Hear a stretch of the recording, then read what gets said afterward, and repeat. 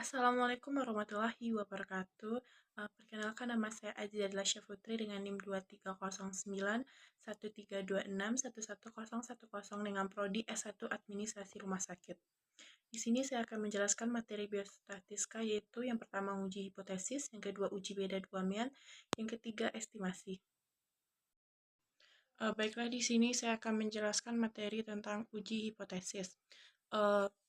Uji hipotesis yaitu digunakan untuk menilai apakah suatu dugaan tentang populasi dapat dibuktikan dengan data sampel. Hipotesis adalah pernyataan sementara yang diuji kebenarannya. Jenis hipotesis yaitu hipotesis NO, H0, tidak ada perbedaan atau hubungan antara variabel, hipotesis alternatif atau HA, yaitu ada perbedaan atau hubungan antara variabel. Arah uji hipotesis yaitu one tile atau satu arah, menyatakan satu variabel yang lebih tinggi atau lebih rendah dari yang lain. Two tile atau dua arah yaitu menyatakan adanya perbedaan tanpa menyebutkan lebih tinggi atau rendah. Kesalahan dalam uji hipotesis yaitu kesalahan tipe menolak H0 padahal benar. Kesalahan tipe 2 yaitu gagal menolak H0 padahal salah. Semakin kecil alfa, semakin besar beta, sehingga harus ada keseimbangan. Perbedaan yang signifikan secara statistik belum tentu memiliki dampak nyata secara klinis atau praktis. Selanjutnya yaitu langkah-langkah uji hipotesis. Yang pertama menentukan H0 dan HA. Yang kedua memilih uji statistik yang sesuai. Yang ketiga menentukan tingkat signifikan. Yang keempat menghitung nilai uji statistik. Yang kelima menentukan keputusan dasar nilai P atau pendekatan klasik. Keputusan uji hipotesis yaitu jika P value A H0 ditolak, ada perbedaan signifikan. Jika P value besar dari A, H0 gagal ditolak, tidak ada perbedaan signifikan. Jenis uji hipotesis yaitu uji beda mean satu sampel membandingkan rata-rata sampel dengan populasi. Uji beda proporsi yaitu membandingkan proporsi sampel dengan populasi. Pemilihan uji parametrik atau non-parametrik. Uji parametrik yaitu jika data berdistribusi normal, uji non-parametrik yaitu jika data tidak normal atau distribusi tidak diketahui.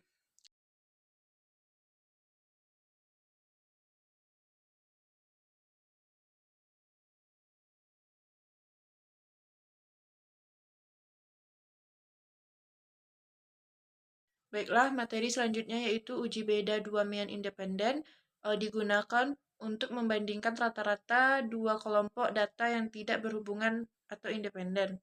Syaratnya yaitu data harus berdistribusi normal, kedua kelompok harus independen, variabel yang dibandingkan harus numerik dan kategorik. Selanjutnya yaitu uji homogenitas varian atau uji F dilakukan sebelum uji beda dua mean untuk menentukan apakah varian kedua kelompok sama atau berbeda. Jika varian sama, maka gunakan tes varian sama. Jika varian berbeda, gunakan tes varian yang berbeda. Contohnya yaitu menguji apakah kadar nikotin rokok merek A lebih tinggi dari merek B dengan uji T. Jika nilai P kecil dari 0,05, berarti terdapat perbedaan yang signifikan. Jika P besar dari 0,05, berarti terdapat perbedaan yang signifikan. Baiklah, selanjutnya yaitu uji beda dua mean dependen atau paired sample test digunakan untuk membandingkan rata-rata dua kelompok yang berhubungan dependen seperti sebelum dan sesudah perlakuan. Syaratnya yaitu data harus berdistribusi normal, kelompok data harus berpasangan, misalnya sebelum dan sesudah diperlakukan. Contohnya yaitu meneliti pengaruh pemberian tablet FE terhadap kadar HB ibu hamil. Jika terhitung besar kira-kira T tabel, maka H0 ditolak berdistribusian yang signifikan. Jika terhitung kecil T tabel, maka H0 diterima. Tidak ada perbedaan signifikan. Baiklah, selanjutnya yaitu materi pengertian estimasi. Estimasi adalah proses menaksir parameter populasi berdasarkan data sampel.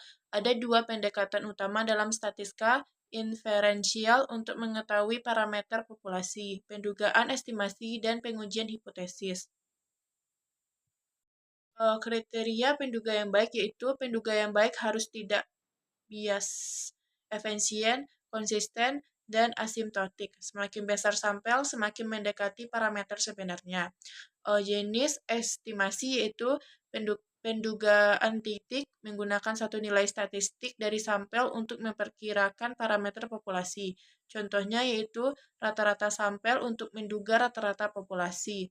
Pendugaan interval menggunakan suatu rentan nilai interval kepercayaan untuk menduga parameter populasi dengan tingkat keyakinan tertentu. Nah, estimasi terhadap mean yaitu sampel besar dari 30 menggunakan distribusi normal dengan standar deviasi populasi atau sampel. Sampel kecil n kecil dari 30 menggunakan distribusi Staden jika standar deviasi populasi tidak diketahui. Selanjutnya yaitu estimasi terhadap proporsi. Pendugaan proporsi populasi dilakukan dengan menghitung interval kepercayaan berdasarkan proporsi sampel. Selanjutnya yaitu penerapan.